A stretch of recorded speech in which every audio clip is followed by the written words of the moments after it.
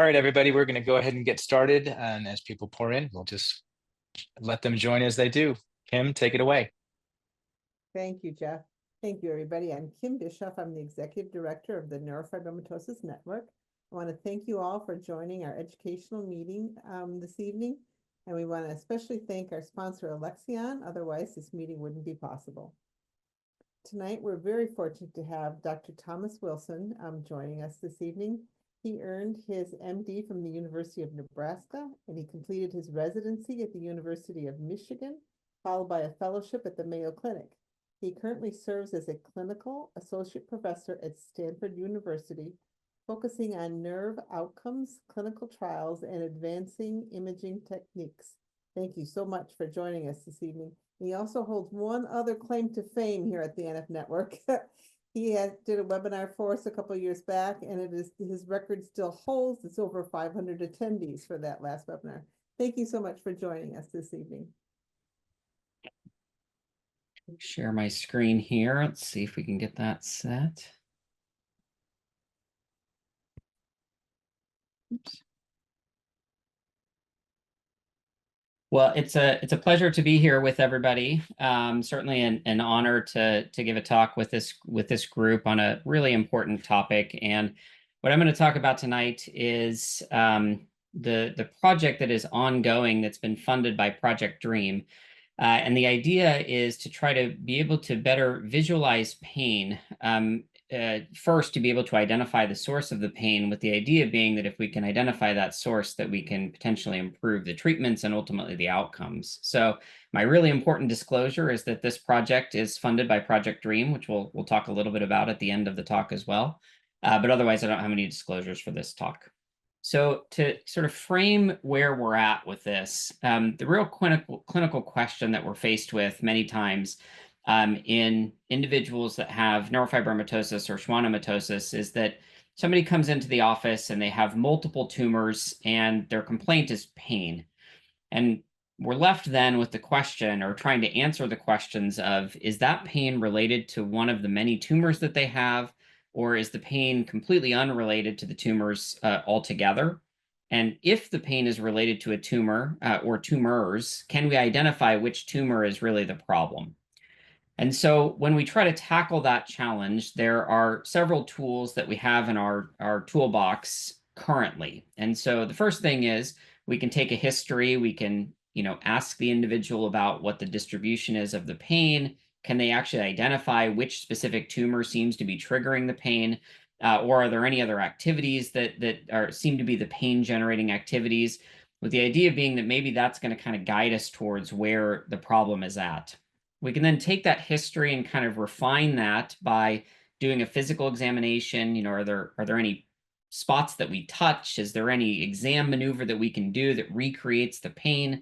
Can we touch a specific tumor and generate that pain?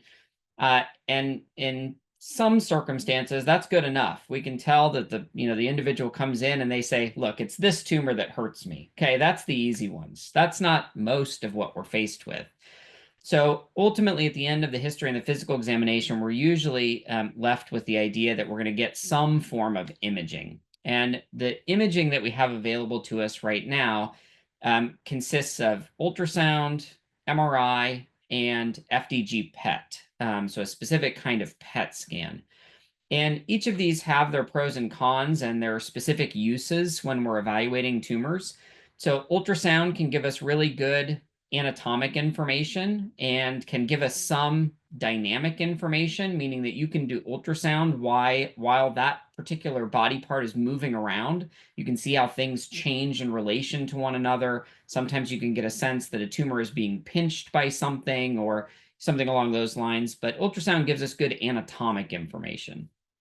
MRI also gives us good anatomic information. It is, at least in most circumstances, a static single image. So it's not giving us any of that movement imaging or dynamic imaging that ultrasound can give us. But MRI can take things a step further and can assess things like cellularity of the tumor. So this can become very important when we're trying to assess, is a tumor benign or malignant? And it can try to assess the relationship of the tumor to the nerve. This is an evolving type of MRI that's being done, which is tractography or diffusion tensor imaging. So it can try to help us see where that tumor is at in relationship to the nerve. And then FDG PET is the kind of tried and true modality of PET scanning, where the FDG part is really kind of stands for fluorodeoxyglucose, and it's a specific kind of dye that is given intravenously that shows the activity in the tumor, with the idea being that cancerous tumors are more metabolically active. And so we primarily use FDG PET for the idea of trying to locate malignant tumors compared to benign tumors. But you'll notice nowhere on that list do I say that you can image pain. That's really the problem. We can see the tumor, we can see many, many tumors, we can see the nerve and kind of what it's related to, but we still don't really get much information about where the pain is coming from. And it turns out there's not really much of a correlation between the size of a tumor, growth of a tumor, cellularity of a tumor, any of those things with pain. And so while imaging gives us a lot of information, the real need is that there is a need to be able to image pain. So that's the fundamental clinical need.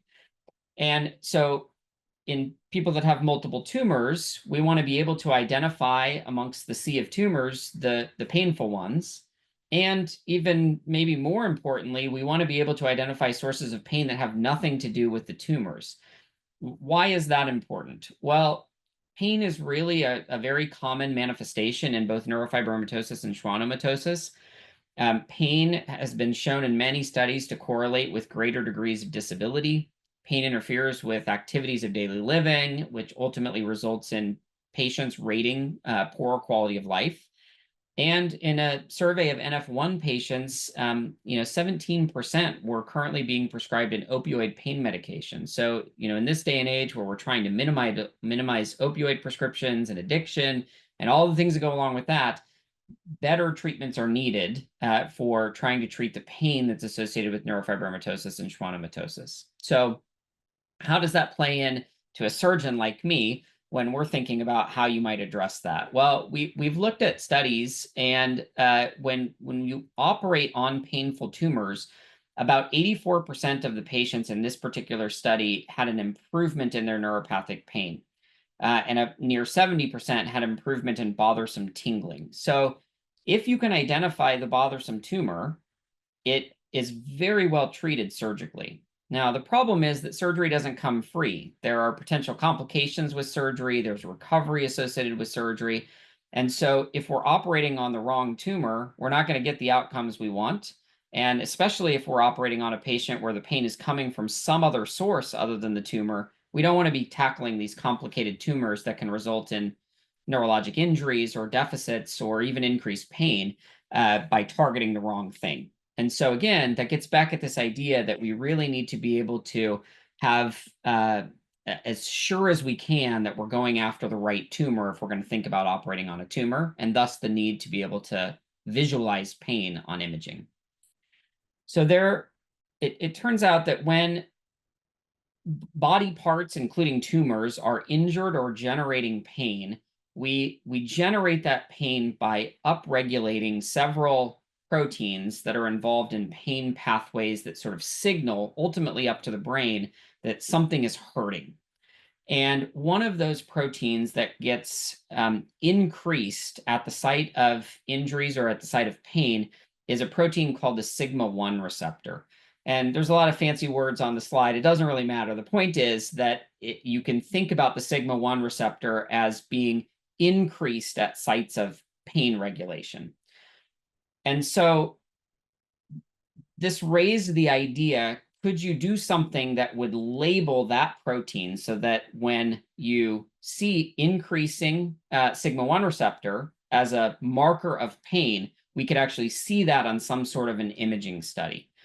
And so that led to the development of a different kind of a PET scan dye, what's called a radiotracer or radioligand, that can then bind to and highlight this receptor, the sigma-1 receptor, with the idea being that if we can highlight that, we're highlighting pain. And so the question is, does that actually work? So in a pain model, it turns out that you can very specifically use this radiotracer, and the radiotracer is this kind of big label here, which is 18F FTC 146. Doesn't matter, forget about the numbers and letters. Just think about that as being something that highlights. It takes a highlighter and highlights where there is sigma-1 receptor.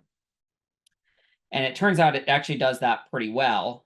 And so to take that a step further, then the question is, well, does that actually work to try to identify sites where there is pain? So in this rat model, suffice it to say that if you injure a nerve in a rat and you give it this dye, you can identify that injured nerve in a rat. The radio tracer that was developed highlights that area, which you can see kind of by the arrows in the pictures. So if you're thinking about taking that onto humans, then you need to make sure that this new dye is safe, right? We need to know where it goes. We need to make sure it's safe. We need to make sure it's not going to cause other problems if we want to try to use this for human purposes. And so in some safety studies, it turns out that when you give this radio tracer, it does temporarily accumulate in several of the organs. But the important point is that it's all at a level that is below the established safety doses for radiation. And that's the important thing about PET scanning, is that the radioligand or the radio tracer, the dye that we're giving, is radioactive. And so the real question in most circumstances when you're developing a radio tracer is it accumulating at levels that are above the safe level of radiation for somebody to be exposed to? Or do we have to give so much of it through the IV to be effective that we're effectively giving too much radiation to the patient? And the answer is no. With this radio tracer, you can safely give the radio tracer, and it accumulates at levels that are well below established safe standards. And so this seems like maybe this is going to be a potentially viable solution for trying to identify pain. We've now given this radio tracer to over 200 patients without a single adverse reaction. And so we think that this is a pretty safe dye, a pretty safe tracer to be giving to people, with the understanding that there is still a low level of radiation that's being given. So if we have this dye and we understand that it's pretty safe, now the question is, do tumors behave in the same way? Do our nerve tumors, schwannomas or neurofibromas, behave in the same way when they're generating pain? And so we asked the question, do painful tumors express a different level of sigma-1 receptor than non-painful tumors do? And so depending on how this shows up on your screen, I think you can see that the painful one, brown, is basically marking the sigma-1 receptor. So this is a tumor that's been cut and stained for the sigma-1 receptor, and a painful tumor versus a non-painful tumor. And it turns out, yep, when you look at it histologically or under the microscope, you can identify that painful tumors show a higher level of the sigma-1 receptor. So looking at that just a little bit differently, this is when you kind of grade the amount of sigma-1 receptor that is being expressed by these tumors. Painful tumors, which are the blue bars, show a higher level compared to non-painful tumors. And so we thought, well, okay, maybe it would make sense then that we can now take our dye that will bind to that protein and see if we can label that in people. Can we identify the painful tumors? So the way that we started was in people that do not have neurofibromatosis or schwannomatosis, but instead have a single tumor. We thought that that was the cleanest way of trying to identify whether this is actually appropriately labeling painful tumors. So we took people that have a single tumor that is very clearly painful, or a single tumor that is very clearly not painful, and then gave them this dye to see if it looks like the dye highlights the painful tumors and does not highlight the non-painful tumors. Okay. So when you do PET scanning, you can get a couple of different measures of essentially the brightness. How much is it highlighted? And the most common measure that's used is what's called the SUV max, or standardized uptake value maximum. So it's like the maximum color of the tumor. And so higher levels of SUV max correlate with higher levels of sigma-1 receptor expression. And then our hypothesis was that that would mean that that's going to be a painful tumor. So higher SUV max should be more pain, and we should be able to see that on the imaging. And so it turns out that if you compare people with individual single tumors, the non-painful group, they show a much lower SUV max, 1.39 in this group, compared to 3.39 in the painful group. And that is a pretty significant difference. The units of SUV max don't really mean anything. They're a sort of relative value, but a difference of 2 on that scale is a pretty significant difference. And so we do think that at least in the people that have single tumors, we can pretty reliably use this dye to highlight the ones that are painful and not highlight the ones that are non-painful. Okay, so how does that then translate into kind of what does it mean when you look at how this compares to, say, an anatomic scan? All right, so take these 3 patients that had single tumors. So very large tumor here in the brachial plexus, that's panel A and B. A sort of medium-sized tumor here in the sciatic nerve in the leg, and then a very tiny tumor in the sciatic nerve of the leg. So it goes, as you go down the panels, there's increasing pain. So the NRS is the numeric rating scale. So 0 being no pain, 10 would be the worst pain imaginable. The patient in A and B had an NRS score of around 2 out of 10. The middle panels are around 3. And then the last panel is around 9. So really severe pain.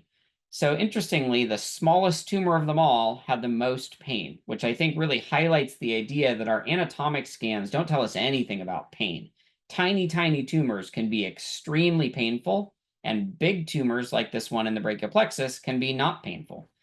And so does our dye follow that? Well, it does. So as you go from low pain, 1.32 SUV max, to middle pain, 3.12, to high pain, 5.0, we see this really nice correlation with as pain goes up, our intensity of the dye goes up as well. That's the basic idea of this type of scan. So if we can do it in a single tumor, can we do it in people that have multiple tumors? This is really where the funding for Project Dream has come in. So this is where the work has kind of taken off from the time that things were funded.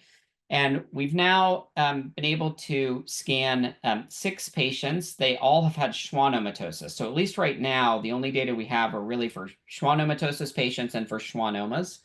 And in those 6 patients, we were able to identify, we started by scanning people that we could pretty reliably, by their physical examination, sort of touch a tumor and say that's the painful one, and touch another tumor and say that one doesn't hurt at all.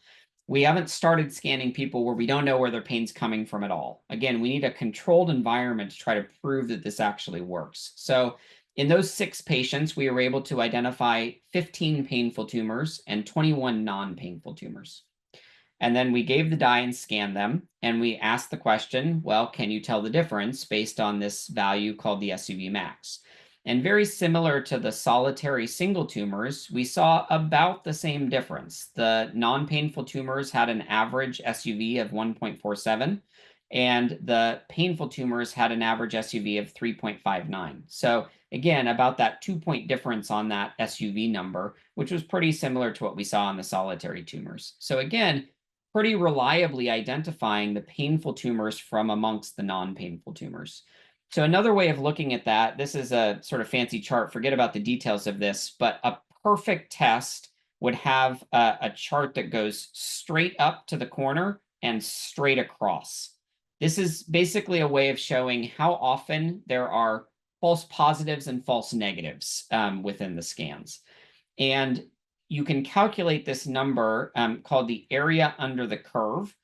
And the area under the curve for a good test is 0.7. So most of the time when we're thinking about would we be able to get this testing approved, like by the FDA, for example, they really want to see an AUC that is more than 0.7. In this case, the SUV max AUC was 0.94. That represents a phenomenally good test for being able to differentiate painful versus non-painful tumors. So we think, based on the first 6 patients, that we're really on to something here, that it really seems to be able to reliably differentiate painful and non-painful tumors. So where do we go from here? Well, the first goal is to try to complete the cohort of what we have set out to do with the Project Dream funding. So the goal was to enroll 18 patients in total. We've enrolled 6 so far, so the goal is to enroll 12 more. to try to really prove that amongst these patients where we can identify a painful tumor and a non-painful tumor very reliably, that what we saw in those first 6 patients continues to pan out. If we see that that's true, then those all were schwannomatosis patients. The next thing is going to be that we need to make sure that this actually plays out in patients with NF1 or neurofibromas as opposed to schwannomas, and make sure that that holds. You could even ask the question, is all schwannomatosis the same in regard to this? It may not be. Ultimately, we may need to identify NF2-related schwannomatosis versus SMARCB1 versus LZTR1. All the different subtypes of schwannomatosis may behave differently, but at least right now, we haven't found that. Even in patients with solitary tumors, it seems to behave the same way. And so we're optimistic that it's going to pan out really across the spectrum of schwannomatosis and hopefully neurofibromatosis as well. If that works, then really the next step is where we'll sort of really the rubber meets the road, and that is to take the patients that have unidentified sources of pain and scan them and see if we make a difference on the outcomes by being able to identify their sources of pain, whether that's tumorigenic pain or non-tumorigenic pain. And that's where we'll hopefully be able to go into a clinical trial where we will take these patients with unclear sources of pain, scan them, and then make treatment decisions on the basis of what the scan shows, and then ultimately track the outcomes over time to show that by using this test and being able to identify the sources of pain, that we can improve pain outcomes for patients. So I think, what I've tried to show is that there really is a need for improved diagnostics to try to identify sources of pain in patients with both schwannomatosis and neurofibromatosis.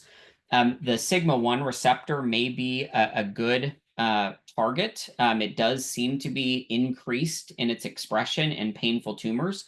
And so we have a very good dye that works very well for highlighting sigma-1 receptors. And so far, that seems to be working very nicely for identifying painful tumors. We need to increase our enrollment to finish out this cohort and then be able to translate that into the patients that have unidentified sources of pain. So that's where we're going to try to go next. Now, that sort of brings me to Project DREAM and other funding. The status of funding in the United States is a big fat question mark right now. There's lots of stuff that's up in the air, and I think there's a lot of people worried about where the money is going to come from to continue to try to fund research in neurofibromatosis, lots of other medical conditions too, for that matter, but neurofibromatosis and schwannomatosis in particular. And what has even traditionally been true, even more so now probably, but even traditionally is true, is that high-risk projects are hard to get funded. When somebody asks a question that is a big unknown, it's an exciting idea, high risk, high reward, that if it works out, it's going to make a big difference, but boy, it sure could fail. Those are the kind of projects that are very, very hard to get funded. And having early data is really, really critical. And the question is always, how do you generate that early data to be able to apply for larger funding sources? And this is where the need for things like Project DREAM or even direct philanthropy to people that are involved in research in the field is just so critical. And it's becoming even more critical these days, again, because of all of the changes that are going on at the federal level as far as funding. And so for anyone who has given, either directly to a researcher or to Project DREAM, to any of the funding sources that are involved in funding neurofibromatosis research, I would give a big thank you to you. I'm certainly being benefited by the support from Project DREAM, and I hope that in turn, what the research that I'm doing will benefit you at some point in the future. For anyone who's considering giving or supporting research, I promise you it will make a huge impact. Maybe, I'd nudge you if you're sitting on the fence, maybe nudge you to think about considering giving. But giving's not everything as far as, monetary. If you don't have the means to be able to do that, that's okay. We can certainly still use your advocacy, your voice. It's really important. Funding programs like the Department of Defense NFRP program had their funding slashed this year. And so we really need a groundswell of voices to advocate for continuing this really, really important research. So it's not all about money. You can give in lots of different ways, but I would really encourage people to try to have a voice and to make a contribution in any way that you can. So I'll stop there, and I'll thank you for your time. Well, before we move on to talking about, thank you so much, Dr. Wilson. But before we move on and talk about Project Dream a little bit more and explain what it is and how people can help, first of all, thank you for your presentation. And there are a number of questions if you have a moment. Sure. The first question came out of our comments, is what are the ages of the patients? As it stands right now, this the protocol is for 18 years or older. Got it. We think that this will eventually be very translatable to pediatric patients, but at least as it stands right now, by the according to the protocol for the research, it's 18 or older. Okay, wonderful. The second question is from Herb. He said, first of all, fantastic talk. And then the question is does the safe, quote unquote, level of radioactivity apply the same to people with NF plexiform tumors that have increased risk of acquiring additional mutations and higher risk of malignant transformation? Yeah, great question. The truth is, in people that have NF1, it's the answer is yes. That's the short answer. The safe levels, these are above the amount of radiation that's being given in a single scan is below what's established as the safe dose.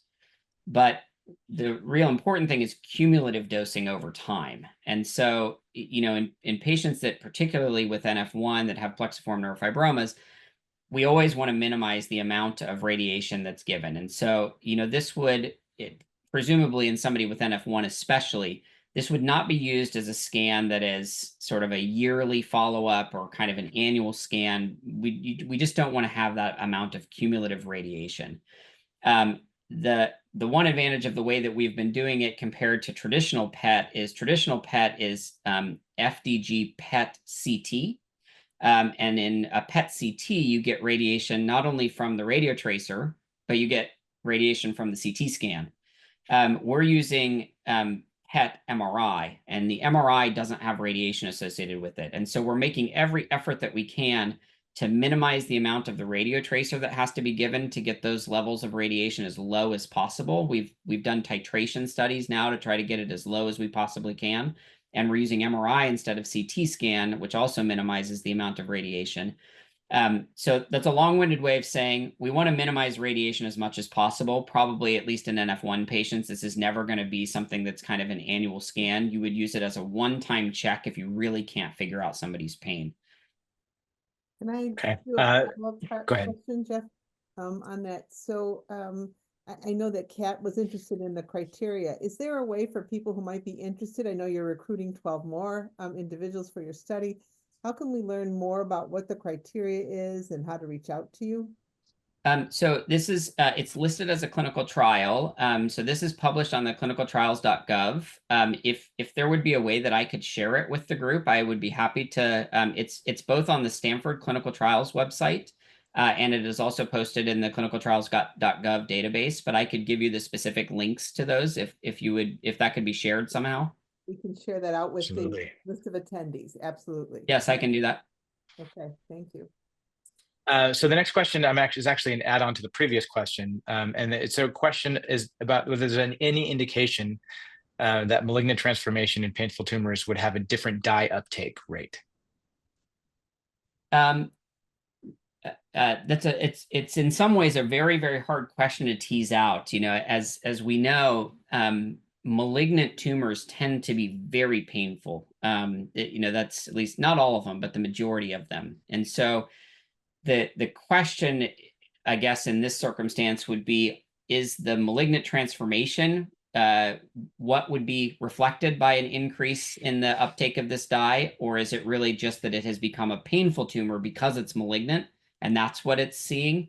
My sense of it would be that probably it would be reflective of pain. This is really a very specific protein involved in the pain pathway. And so I don't know this is just my hypothesis, but my hypothesis would be that if you had a painful malignant tumor and a non-painful malignant tumor, only the painful one would actually highlight with the dye. It's very pain specific. Got it. All right, we have a few more questions. One is, would this have any application to patients with tumors in the spinal column causing pain and sensory issues in extremities? Yeah. So there are a few places in the body that this protein is expressed in high levels, even at baseline. And so the few places that would be difficult to image would be the lungs. The lungs actually take on a reasonable amount of this dye just naturally. And this is excreted renally. So the kidneys and the bladder highlight. So if you had any painful tumors that are located very, very close to the lungs, very, very close to the bladder, or very, very close to the kidneys, they would be a little challenging to see. But everywhere else is actually very readily imaged. And we have had several patients with tumors that are involving the spinal canal or the nerve roots as they come off of the spinal cord. And those actually show up very, very nicely. So that is a good application for this technology. Okay, we do have more questions coming in. We may have to limit them and answer them separately. But the next question is, of the schwannomatosis patients, how many had the LZTR1 mutation and how many had the SMARCB mutation?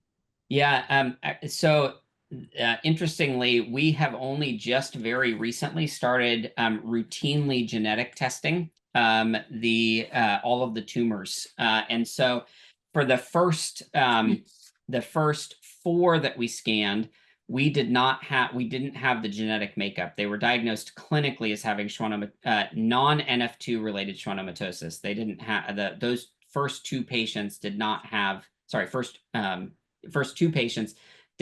4 patients, sorry, did not have genetic testing, but had some form of non-NF2 related schwannomatosis.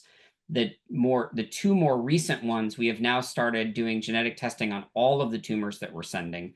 And both of those 2 had LZTR1 mutations. So I don't know what the first 4 had. We do actually have the ability, and I probably will do this, to go back and take the tissue blocks that we have that were sent to pathology and genetically test those to see what the mutations are, because I think that's actually going to be important. It may turn out that one of the mutations, images much better with this technology than others, and so that's going to be a very, very good question moving forward. Wonderful. All right. Well, there are more questions, but I think what we'll do is see if we have time at the end potentially to answer them live, or Dr. Wilson, we can provide them in writing an email and make sure that we get the answers out to the attendees. Yeah, I will be around, and if we don't get time at the end, then certainly please let me know what the questions are, and I'll be happy to respond to them in writing. Wonderful. All right. Well, I'm actually going to stop being in disembodied voice and show up on the screen. Hi, everybody. My name is Jeff Lebo. I am the Director of Development at NF Network. And I'm also an NF dad. So I have an invested interest in making sure that research like Dr. Wilson's is continuing to get funded. And I'm part of a committee with NF Network through the board of directors that is working on finding ways to fund Project Dream. For those of you who aren't aware of what Project Dream is, I'm just going to quickly bring up the website so you can see. That would be the wrong share. We'll get to that one later. Oh, actually, it looks like the correct thing is sharing. So there we go. So Project Dream is, it was actually started prior to the issues with funding in DC. And the purpose was to try to find and fund novel, sort of high risk, high reward type of initiative research, where we provide $50,000. The program provides $50,000 seed grants for researchers based on what projects are chosen after the RFP, the request for proposal, from scientists, depending on scientific merit and whether the research project itself is something that would be truly valuable to the NF population in general. And so we've already funded Dr. Wilson's project. There are other projects as well, but the goal here is to create a long-term project that not only provides a couple of seed grants every year, but also potentially sees that grow to additional grants and larger grants, and maybe even delving into funding other avenues for research like clinical trials, along with potential partners. This is something that is in its early stages. To just quickly go over what the cost of it what it means to fund two $50,000 grants for the project in a year. It means that essentially we are funding not only the $50,000 for those projects, but there are also often incidental costs associated with research, especially when done at universities. And we're covering about 10% on top of that to make sure that those incidental costs don't hit the labs, and we can provide them an access to the money that they win. What that means is that this grant to keep Project Dream running every year is about $110,000 investment. We are working on a number of ways to do that, but being that it's NF Awareness Month, we're wanted to highlight this and give people a chance to do everything they can. As with any kind of fundraising, $10, $5, $100, whatever it is you're capable of giving is definitely something that has value. And we wanted to make sure that everybody has that option. Now, all that said, in a moment, I'm going to share a link to our donation form that we created for this, so you can have money go straight to Project Dream and fund projects like Dr. Wilson's. We're also looking for people who may be able to do more. And often that is somebody who knows somebody. So regardless of what you can do, as Dr. Wilson suggested, there's a number of ways that you can help. And if writing the check isn't that way, you may have somebody in your network that can, somebody that already knows about NF because it's something that you're passionate about. And those are the kind of people that we would love to speak with. As the head of the committee and director of development, I would be happy to have a conversation and do the hard work of asking and getting to know these people. So don't feel any pressure, but if there is somebody you think would be passionate about helping the NF community and providing insights like we saw in Dr. Wilson's project, I think this is a great opportunity. So if you look in the chat, I just shared a link. That is a link to, I will share this page. A link to the form that will allow you to contribute directly to Project Dream. While there are suggested amounts there, you can again, any number works. If $10 is what you're capable of doing, that is certainly $10 in the right direction, and we would be incredibly appreciative. If you're able to do more, or you want to stop and think about it, please save this or reach out to us, and I'm happy to provide this link separately. As a matter of fact, we will follow up when this is available to watch again later. We'll make sure that we include this link so that if you would like to share it with friends, or you are thinking about doing something now and would like to commit to that later, that you have this link to make sure you can do it.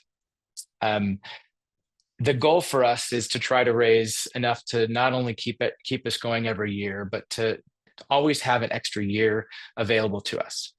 And as we accumulate that, to start looking at maybe ways to provide funding for additional projects. We're also working with potential partnerships that would allow us to fund even more projects per year, and make sure that we're making an impact, a positive impact on the NF community, by having more of this research like Dr. Wilson's. Especially this year, however, that's important. So anything you can do to help out would be wonderful. The link to that form is available down below. If you missed it or you can't find it and you want us to contact you directly, we have your contact information. We'd be happy to reach out to you. And you can always send a note. I'll provide emails in the chat before this is over, so that you could also write me or the our NF Network question directly about this if you have any thoughts about ways you might be able to help in a bigger way. All right, well, we got a little bit of a late start, so I'm going to jump off and continue helping out. We're excited to have Dr. Moots with us as well, and we're going to continue this webinar. Hopefully we'll get a chance to answer the rest of those questions before we're done. Thank you so much, everybody. Yeah, thank you, Jeff. We appreciate that very much. This Project Dream is a really exciting project. We're just delighted to be able to contribute it, especially at this time of year, after the funding was cut for 2025. And I just want to piggyback on what Dr. Wilson had said a little bit. There's also ways to participate in advocacy. So that's something that we have a strong program here at the NF Network. If you are interested in that, we'll make sure that you get our email address so that you can let us know if that's what you're interested in. And now I'd like to introduce you to a friend of mine, Dr. Paul Moots. He is the president of NF Tennessee. He sits on the board of directors for the National Neurofibromatosis Network. My goodness, he has a history of things that he's done for us. He is a neurologist and a neuro-oncologist, as well as the former director of the NF clinic at Vanderbilt University's Medical Center. Throughout his 34-year career, he's participated as an investigator in 38 clinical trials, primarily focused on gliomas and other nervous system tumors, including the MEK inhibitor trials for plexiform neurofibromas. And this idea of this research webinar series, this is the brainchild of Dr. Moots. We thank you so very much for the beginnings of this webinar program and for your contribution for the first webinar and the one for this evening. Thank you very much.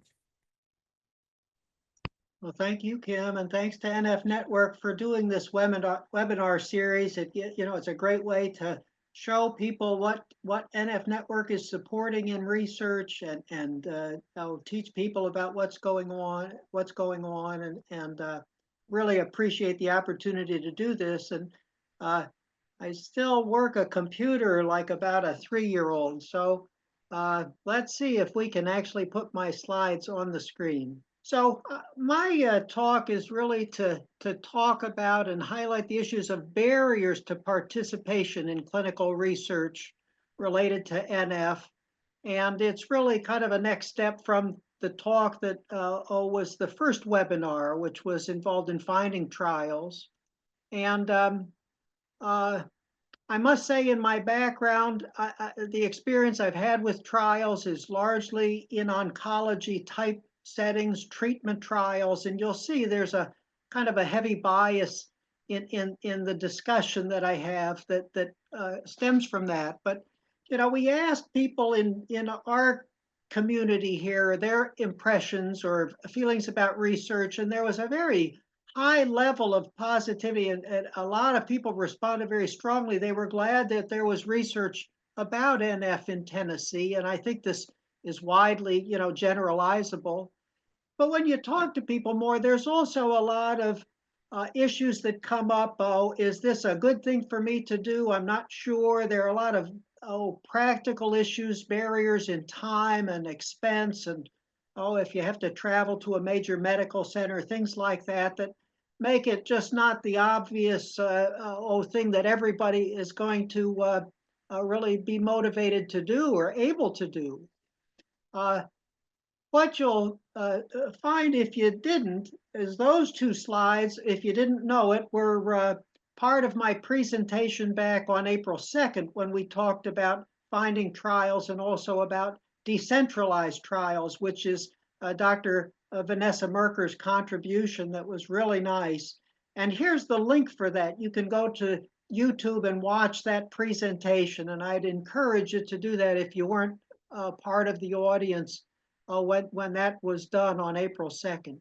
But anyway, to get back to the issue of barriers to participating in trials, there's a lot of literature in not just oncology, but all throughout medical research on what creates barriers that limit participation in clinical research. And even in oncology, you can look at very specific tumor types, gliomas and breast cancer, any kind of oncology issue, and you'll be able to find some information that goes through systematically looking at barriers. And I think this is a good breakdown. At least I find it useful to think about systems barriers in the medical field and in what runs medicine. Do they contribute or detract from people getting involved?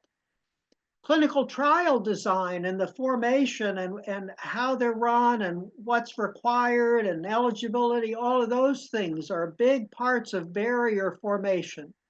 And then the provider, the investigator who's going to be responsible, there's a lot of work that falls on that person, and there are barriers for those people to be involved. And then, of course, at the patient level or the participant level, there are a lot of things. And I'll run through these a little bit using that kind of systematic approach. And as far as research activity. The availability of clinical trials is a big issue, particularly for rare diseases, and in pediatrics, that's long been a problem. And being able to maintain trials that are for rare problems that aren't going to accrue a lot of patients. The fact that most of this is done in academic settings, and if it's a small consortium like the NF Clinical Trials Consortium, there's not one in every state or every backyard, so that centralization of research expertise has big advantages, but it also has barriers because of accessibility. There's a huge amount of regulatory guidance and requirements to do clinical research, both at the FDA and within any institution. There are review boards that approve trials in terms of their importance and safety and things like these are sometimes important barriers and safety checks, really.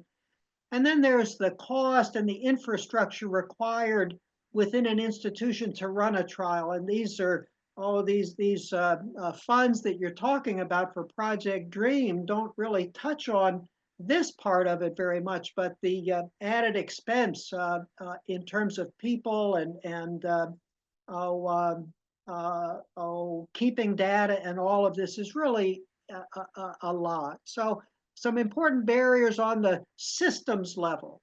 And then turning to actual written out clinical trials, and much of this has to do with treatment studies, but not all of it.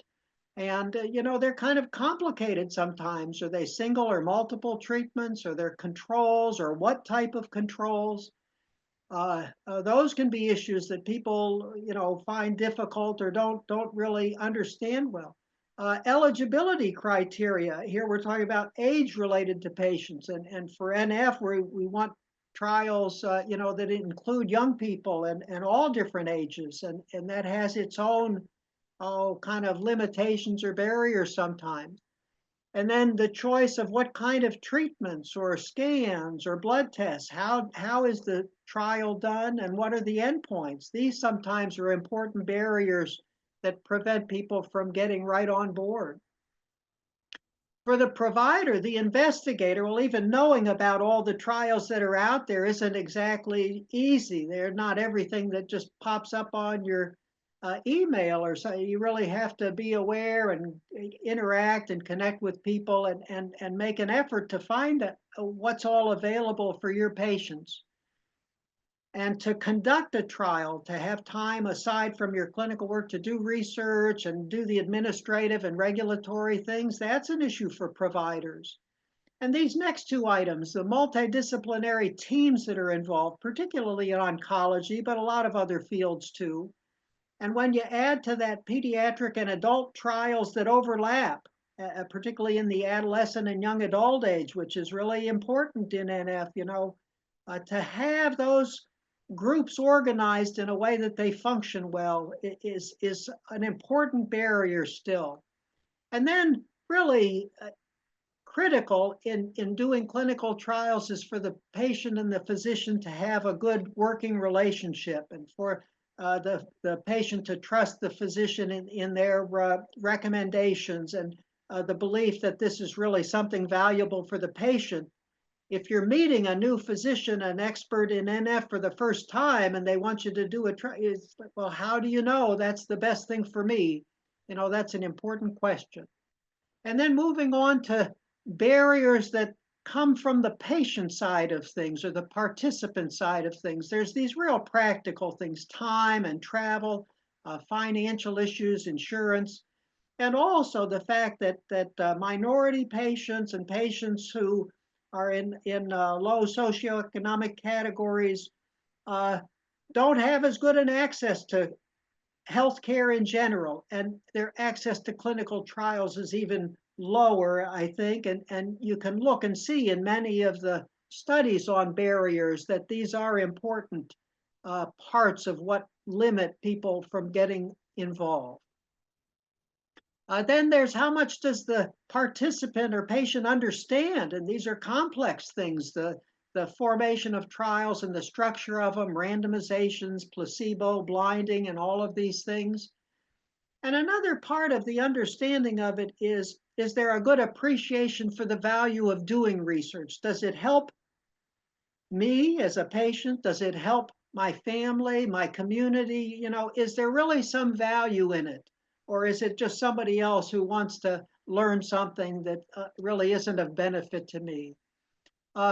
Another sort of understanding issue is the fear of experimental therapies, the risks and the benefits, and how to weigh and judge them, and even the process, what's involved in signing informed consent. For some people, it's like, no, that's something too much. I don't want to be taking on additional responsibilities, you know, signing my name to something. Anyway, those are some important barriers. And lastly, on the patient side, you know, some patients have some time to think through and learn and do research and get other opinions. But in many instances, a patient who's facing a decision about a trial has a new progressive problem, and they have kind of a narrow time window to make decisions about their treatment. And if you add on to that the need to learn a whole bunch of new information that's the trial itself, sometimes that task is too daunting. Making decisions under duress is really hard. And particularly if you're working with physicians or teams of physicians that haven't been your caregivers for a long time, it's even harder. So lots of things. And if you stop and think about it, a lot of it is almost kind of intuitive, but a lot of research bears out these are issues in everyday practice for people doing clinical trials. So I want to show some particular groups that highlight and emphasize some of these points. And the best of that comes from pediatric oncology, and the struggles that we face a lot come from the young adults and adolescent and young adults, the AYA people. I want to just, as a sidelight, say in neuro-oncology and brain tumors, which are so relevant in NF, gliomas, optic gliomas, schwannomas, meningiomas, all of these are really bread and butter things in the NF community. There's a lot of information about challenges faced and barriers faced in that community. And I'm not going to cover that today, but just if you're interested, there's a lot of that out there. So let's see, in pediatric oncology, you know, what people do for the love of children, and there's a very high rate of participation in clinical trials in pediatric oncology. And it's become the case that trials have been so good and so well designed and with such expertise in terms of supportive care and things that many people view trials as better than standard of care therapy. And there have been some studies that look at this, and not all agree, but there's a real strong momentum within the community, or feeling within the community, that in fact, being in a trial is really one of the best things you can do. There are also quite a few pediatric oncology issues where trials have proven to be you know, as years and decades go by, a way to get a better success in terms of tumor control, cancer control, and cure rate. So there's a real success rate behind pediatric oncology trials. It's also true, and this is a little bit of an aside from pediatrics, but in oncology, there's a high altruistic motivation behind people entering trials. A lot of people will say, I do it because I hope it'll help somebody else down the road. That's a strong motivating factor in this field, and I think spills over to neurofibromatosis as well. So in overcoming barriers, you know, with these rare trials and hard getting trials open for children, there have been some really important systems barriers that have been pushed aside or gotten over. One is by legislation that provided within legislation, I think involving the FDA really, that pharmaceutical companies that were developing new cancer drugs had to determine if they were applicable to pediatric oncology, and if so, develop trials. So there was legislation at the federal level to push that needle. There's also been in a lot of academic medical centers the opinion that having pediatric oncology as a vibrant activity was really important. And that even though they were trials for rare diseases and low accrual and don't in and of themselves generate sufficient funds sometimes, the institutions were going to support them anyway. Because they're so valuable to the population they serve. And I must say Vanderbilt does that, and a lot of institutions do that. In pediatrics, the quality of the trials is extremely high based on a lot of national experts, and you already know in NF, the same applies on a somewhat smaller scale. In academic settings, a lot of times the multidisciplinary teams that are necessary are already assembled and have some working kind of functional abilities like tumor boards and things like that help move things along. The other thing in pediatrics is this way of treating patients and putting people on therapy and viewing it as treating the whole family. And not just the individual, but taking care of the needs of the family with navigators to help them guide through the process and social workers and other things. And those have really been a great way to overcome barriers in pediatric oncology. So switching over now, here you see an area where there's a lot of struggle to get people on clinical trials, the adolescent and young adult population of patients, and still a big population in the NF trial world. But a lot of kind of unique vulnerabilities in their support networks changing, moving from school to work, that being a in progress kind of thing for them. And a lot of patients, or a high percentage of people in this category, not having insurance, or in terms of socioeconomic issues, having a problem. And here too, legislation really kind of made a difference. And when the Affordable Care Act was, approved in 2010, in the follow-up of that, which included dependent coverage expansion to age 26, enrollment in trials in this population of patients improved, and along with it, earlier diagnosis of tumors and better long-term control rates for tumors. It appeared that there was some important impact of that legislation. So that's another kind of success in terms of barrier issues. There is, when you look at the systematic or broader system, or the lack of flexibility in hospitals in caring for pediatric and then transitioning to adult care remains a big issue, and that's a big issue in NF and all the talk about transition of care from pediatrics to adults. It's highlighted in clinical trials work. Eligibility and procedural issues that span the age ranges from pediatric through young adult are really tough. And the pediatricians and the adult versions in radiology and in all other, kind of aspects of medical care have their ways of doing things that aren't all identical.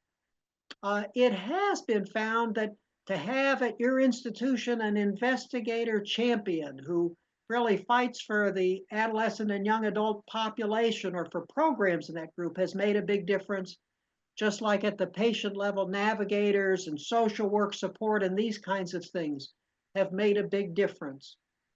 This is a group that has a little bit of, not developed a sense or had time to learn and see what value there is to medical research. And I think we worry that that's another reason that their motivation to be involved isn't as good maybe as other groups. Okay, well, let's move on and look a little bit at neurofibromatosis. And I'll tell you from my own anecdotal experience, I looked and found on the CTF registry that in Tennessee, where there's by population somewhere around 2,700 or so individuals in the state with NF of some form, about 270 were registered, involved in that registry. So 10%, and I think, Gee, I don't know why it's not 80 or 90%, because it's a fairly easy thing. But anyway, in getting involved in clinical trials while I was working at the NF clinic, we had just a very few adults get involved over a long period of years. And I think I don't include in here some of the children that might have gotten involved through low-grade glioma trials. But still, we didn't have many trials, and I think that was the biggest barrier. We did have some people who went to other institutions for trials. But even that, adds a lot of extra hurdles in the process. So for these reasons, I look back and wish we could have done more, but we didn't do that great in that span of time. There are some reports in the NF literature, and I'll cite this one by Dr. Walters and the group that she works with, including Dr. Merker, who's on this paper also, that did a survey asking patients with NF of all types if they were willing, or how willing they would be to participate in psychosocial trials, things for anxiety, stress reduction, quality of life, and things like that. And in looking at 600 some patients or individuals responding to their survey, there were a relatively small percentage, again, that actually had a history of participating. And yet there was a very high percentage who said they probably or definitely would if the trial addressed an important effort for them. And even if the trials had unusual designs or special design characteristics, the percentages were still pretty high. It turned out among the various versions of NF and the Schwannomatoses, there was no difference in willingness to participate, and between male and female patients, no difference. So interesting. And yet, here were the reasons, and you might have guessed this before I even showed the slide, why people said they weren't going to participate, or that they would likely not participate. Distance from the research center, cost, time spent at the doctor's office, which nobody likes too much, and time away from what they would normally be doing in life. Those were the biggest factors against, or biggest barriers for participating. To look at trial availability, I thought this was a very interesting thing to point out. There was a study that looked at drug trials for NF between 2010 and 2020, and you'll see almost all of the trials were these medium-sized phase 2 trials. There weren't first-in-human phase 1 trials. There weren't big randomized controlled trials. There were some small randomized controlled trials, and almost all of them were neurodevelopmental trials, not oncology trials, remarkably. Again, fairly small numbers of patients as far as trials go, not so many for adults. A kind of high dropout rate, which is a concern that people try to address when they enroll patients, and a small use in these older trials of patient-reported outcomes for endpoints. In looking at the targets for these trials, you can see oncology trials led the way, although neurodevelopmental trials, things for like ADHD and learning disabilities and such, were also fairly highly represented. In NF2, all of the trials were for vestibular schwannoma in that era. Where are we now with that? Well, here I tried to do a little bit of a review of clinicaltrials.gov for the last 5 years. The number of trials that are recruiting or pending starting was about the same as what was reported on for the prior 10 years. So you almost want to think there's clearly been an increase in the number of trials. I'm not sure it's fair to say double, but something substantial has increased in terms of trial availability. They're still almost all phase 2 trials. There are now some NF2 and schwannomatosis trials that are coming online as well. The types of problems that are being addressed, still plexiform tumors are the top.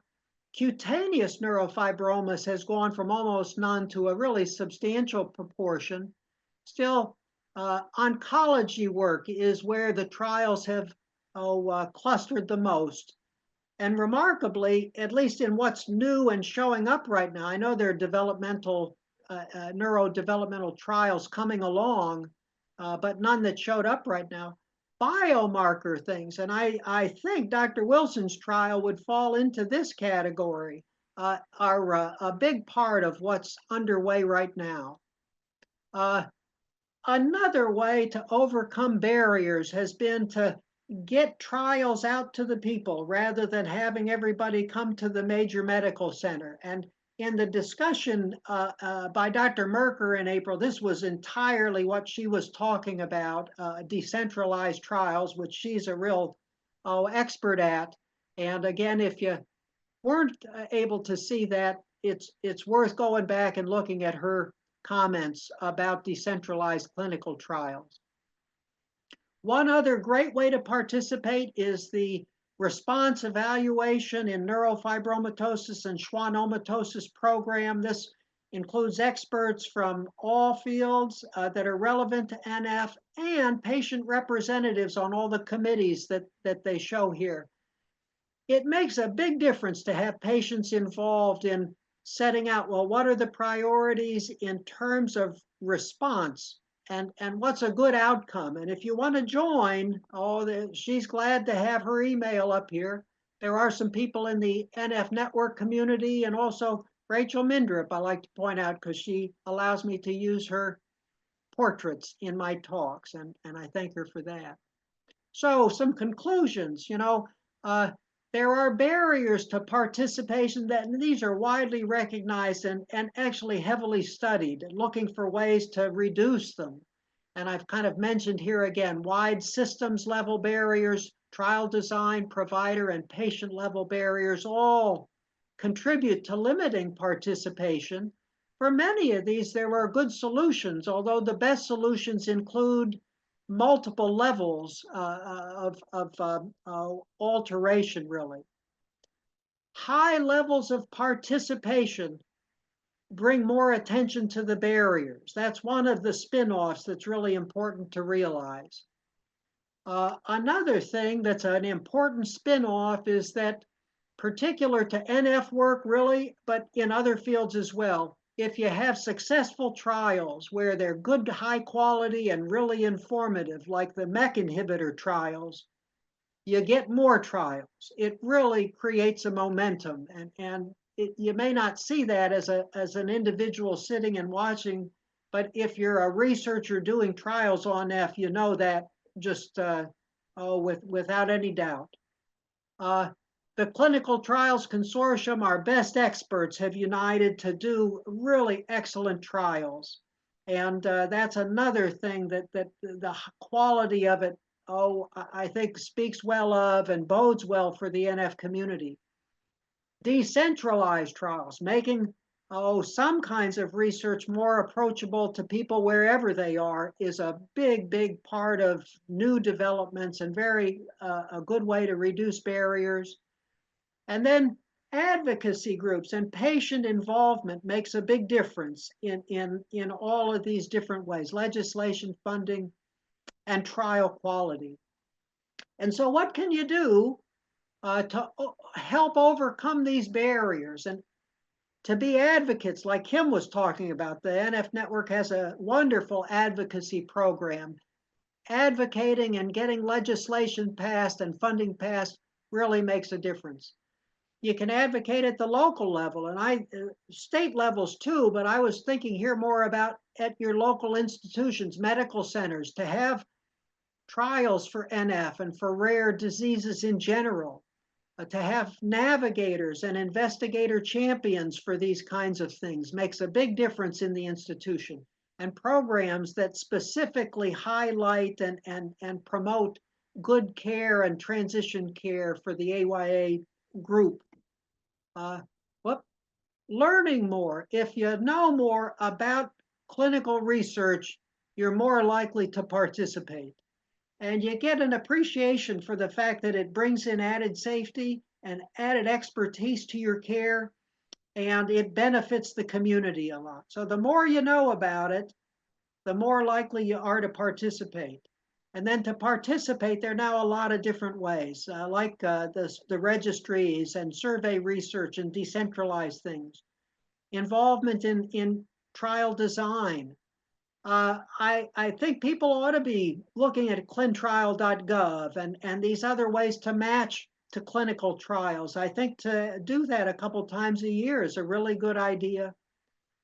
One thing I think should be added to the recommendations and guidelines for annual monitoring for NF patients is to ask, is there a clinical trial for me? And one sideline to that I'd love to point out is that if you get involved in a clinical trial, it will increase the amount of time the doctor spends with you by 50 to 100%. And so often you hear, oh, they didn't spend enough time with me. I had this long list. They didn't get to all of the things I needed to talk about. If you get involved in a trial, you get way more time with the doctor. So another added spin. Anyway, that's a quick run through what I see as barriers and their application in the world of NF trials. We just celebrated NF Awareness Day in Tennessee. We had a fun picnic and we had some trial participants there, I'm glad to say. And but thank you for listening, and I'm glad to take questions.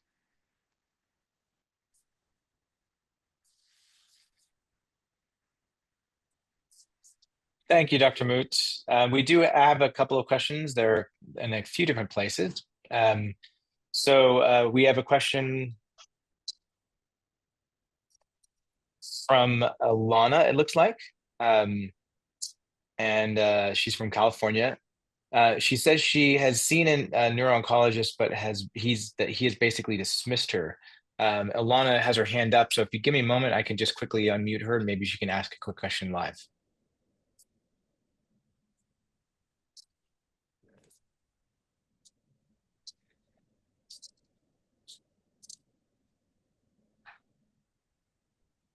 All right, Alana, go right ahead. Okay. Hello, can I speak? No? Yes, you can. Okay. Oh my gosh, Yeah. this is such good timing. Yesterday, I went to see a new neuro-oncologist. I live in San Diego. I drove, and I don't know, an hour and a half, but I had ChatGPT go through all my MRIs, some from 2009, 2016, and 2024. And it showed a bunch of different changes. Like you could see them on the MRIs. And then I was going to talk about all this, but he basically just dismissed it. And I said, I'm in a lot of pain. And I talked about like how these my spinal cord got like it's up to 40 to 50% crooked on the top part. Didn't even want to discuss that. He was just looking at the MRIs and the tumors that are there. I told him I'm on 90 MME and I can barely survive day to day. And I don't know if I should go to palliative. When I first joined Kaiser in 2012, I was on like 200 MME. And back then, I didn't even know what that was. I just, only because of these laws changed that I even looked into that. But I was able to go to work. I was able to take care of my mom. I was able to do everything that needed to be done. And now I'm barely able to function at home. I'm not even working. I want to go back to work. And the MRIs, ChatGPT helped me. And right now it's analyzing for me. I'm going to have it analyze everything, like specifically what videos, and I'm going to send that to him. But I felt really is Dr. Green. Yeah, these are really complicated problems and kind of common problems because like Dr. Wilson was saying, there are a lot of patients who have many, many tumors, and it's hard to know which are creating which symptoms, which are causing pain and not. And I think when you first meet a person, a new caregiver, a new neurologist, they're kind of trying to understand, and yet to grasp all of the nuances of that is really very hard.